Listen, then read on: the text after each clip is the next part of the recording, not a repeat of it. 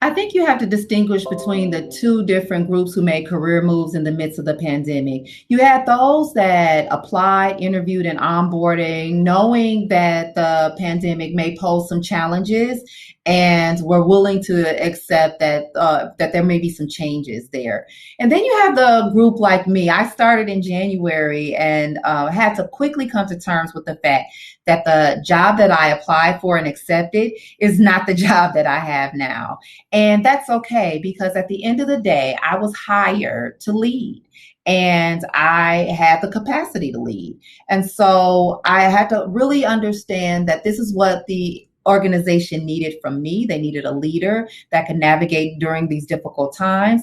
And as we make it through this pandemic and come out on the other side, there will be plenty of time and opportunity for me to execute the vision that I intended initially when I accepted the position. And so I think, regardless if you came in the position knowingly or if the COVID pandemic caught you off guard, I think all higher education institutions had to really step up in their leadership and make some very difficult decisions. We have a lot of budget constraints that we were not anticipating as it relates to, enrollment shifts and personnel changes as a result of some of the financial constraints. And just doing the best that we can, understanding that resources may be limited and it wasn't necessarily something that we could plan for or predict would come.